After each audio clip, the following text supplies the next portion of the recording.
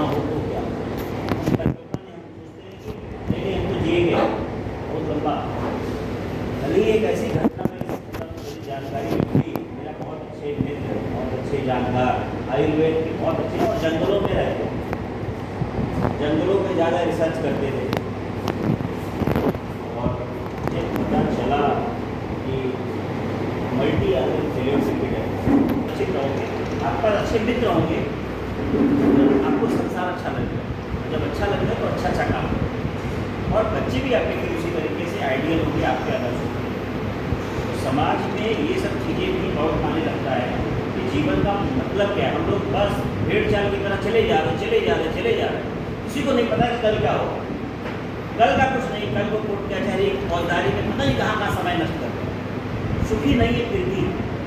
और लास्ट के मोमेंट में जाते समय अगर आपको पता चले जाए आज मैं सपोज मुझे आज जाना पड़े, ईश्वर ने कहा नहीं आज आपका समय समाप्त हो गया, तो मैं क्या कहूँगा, रेडी हूँ, चलो 50 दिमाग में बात आएगी, अरे अभी तो ये काम बाकी थे, अभी तो ये काम, अभी तो मैंने कुछ किया नहीं, वो तो फिर क्या होगा, सडनली एकदम शॉक लगेगा।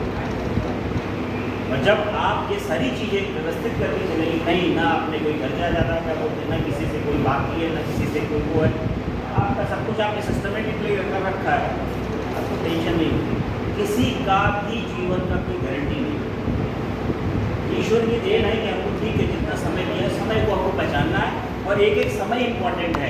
आज का दिन, आज का तारीख 30 सितंबर 2023 जीवन में दोबारा नहीं है। जी सर। ये क्षण दोबारा नहीं आएगा, जो टाइम है आज ये दोबारा नहीं आएगा, ये लोग दोबारा नहीं मिलेंगे फिर से। तो हम आपस में जो लोग हैं कोशिश ये करें, वो एक माहौल बनाए, एक दूसरे से। देखिए आपने एक समाधान जैसे बताया, कितने लोगों का फायदा हुआ। आपने कोई बात बताई, आपने कोई बात बताई, इन्होंने कोई बात बताई।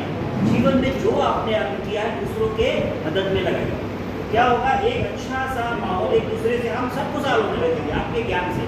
कोई परफेक्ट नहीं है, बट छोटे बूंद बूंद से घट भरे, थोड़ा थोड़ा ज्ञान से लेकर के, थोड़े थोड़े के सहयोग से लेकर के हम बहुत बड़ी ताकत बन सकते हैं, बहुत बड़ी शक्ति। किसान ऐसा नहीं है कमजोर, ये सारे किसान, मैं आपको बता रहा हूँ, हर किसान पीड़ित है, लेकिन समाधान भी किसान के पास है, कुछ ज्ञान है। तो हमें क्या करना पड़ेगा, सबको मिला करके जब आप सामूहिक रूप से मिल करके काम करेंगे, आप देखेंगे रिजल्ट। वो लकड़ी वाली कहानी मुझे अच्छी तरह याद आती है बचपन में। आज किसान बिखर गए, इसीलिए उसको कंपनी है, जितने भी लोग हो रहे हैं सब तोड़ रहे हैं, सब उसको मजबूर कर रहे हैं। भैया जो आ रहा है घंटा की तरह बजा के चल दे रहा है, आपको बेचने के लिए केवल पड़ेगा, आप खरीदने के लिए केवल हो क्या? किसान केवल खरीदने के लिए बनाए क्या, बेचने के लिए नहीं बनाए। अरे अन्नदाता, आप लोगों को भोजन दे रहे हो, कोविड काल से लेकर के आज तक आप सबको भरण पोषण कर रहे हो, और आपका परिवार ही ऊपर है। क्यों क्या हो रहा है? क्योंकि आपके अंदर वो बात नहीं आ पा रही है। एक जो होता है ना, कहते हैं कि भाई हम सेल्स का अपना प्रयोग नहीं कर रहे हैं।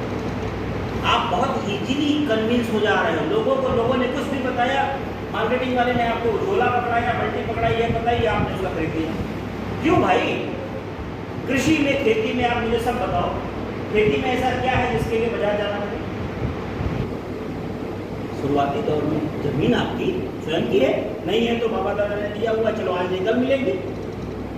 बीज स्वयं आपका, बीज तो आप स्वयं पैदा करते हैं ना, कोई कंपनी से ये जो छप के आता है, क्या मशीन से छपता है क्या? नहीं, हमारे आप जैसे किसान ही बनाते हैं। बस क्या है, वो किसान थोड़ा सा ट्रेंड होते हैं, हम लोग ट्रेंड नहीं बैठे। यहाँ के लोग उतना क्षमता नहीं है कि वो बीज उस तरह बना के पैकिंग कर पाए। मैं यही तो आप लोगों को कह रहा हूँ कि उस तरीके से बनिए कि आप भी बीज बनाते हैं। आप भी, ये जो खाद का बात है, पहली बात तो खाद में जब पोषण में आएंगे, एक बात आपको सबको समझनी पड़ेगी, कृषि और पशुपालन ये दोनों का अभिन्न रिश्ता है। अगर पशु नहीं है किसान के पास, तो आप सही मायने में कृषक ही नहीं, कृषक नहीं है। तो आपको खेती करनी है तो पशुपालन को अवश्य अपनाना पड़ेगा। एक दूसरे के पूरक है, यानी फसल का जो अवशेष निकल गया, दाना के बाद जो बचा पशु को गया, और पशुओं का जो है दूध आपने निकाला, उसके बाद जो गोबर गोबर से मिला वो फसल को। ये साइकिल है, ये चलता रहेगा।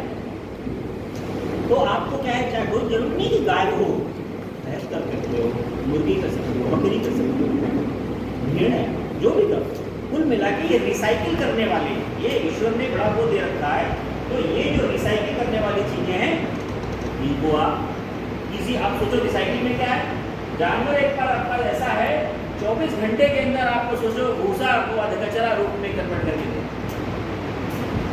हरे हरे पदार्थ को चारा आप दे रहे हो, 24 घंटे के अंदर मशीन उसकी प्रिंट कैसी है कि वो गोबर जब दे रहा है अधकचरा रूप में दे रहा है, और उस अधकचरे को जब केचुआ को दे रहे हो तो केचुआ 90 दिन में पूर्ण कचरा पूर्ण रूप से अपडेट कर देगा, यानी मिट्टी से जो आपने लिया ये दोनों के लड़ी के बाद पुनः वापस मिलेगा। यही तो प्रकृति का वो है कि जो ईश्वर जमीन से आपने लिया उतना लौटाना है। कर्ज तो हमको लौटाना पड़ेगा ना जी सर। कर्ज पैसे का ही केवल नहीं होता कि फलाने से हमने कर्ज लिया तो ही कर्ज है, कर्ज कई रूप में होता है। कर्ज आपका पानी का, हवा का, ये प्रकृति है जो हमसे चल रही है, इसका भी कर्ज। बहुत सारे लोग आप लोग सोचते हैं कि भाई कर्ज तो है नहीं, मरने के बाद हमने कोई कर्जा नहीं लिया, अरे ईश्वर का कर्जा तो है ना, और माँ बाप का कर्जा तो कोई उतार ही नहीं सकता। ईश्वर का कर्जा क्या है, पैदा होने से लेकर आपने जब तक खेती करी है कितने हजार लीटर पानी हमने निकाला है वो आपका कर्जा है, यानी आपको वापस देके जाना है। हवा, ऑक्सीजन, ये जो बैठे हुए ऑक्सीजन हमको यहाँ से मिल रही है, कहाँ से आ रही है, हमने दिया है क्या ऑक्सीजन, किसी ने पेड़ लगाए इसके ऑक्सीजन हमको मिल रही है, ये तो उधार है ना, आपको लौटाना है, इसको लौटाना है। और ऑक्सीजन की कीमत पता चलती है जब ऑक्सीजन में डॉक्टर के पास हम जाते हैं और 10,000 का सिलेंडर एक दिन का नहीं, ऑक्सीजन का बोलता है कि 10,000 आपको दें, तब लगता है एक दिन के लिए 10,000 ऑक्सीजन के लिए, और हम अभी फ्री भी नहीं देते। मोल तब पता चलता है जब आपको पानी पे कल को टैक्स लग जाए कि साथ 5 लीटर पानी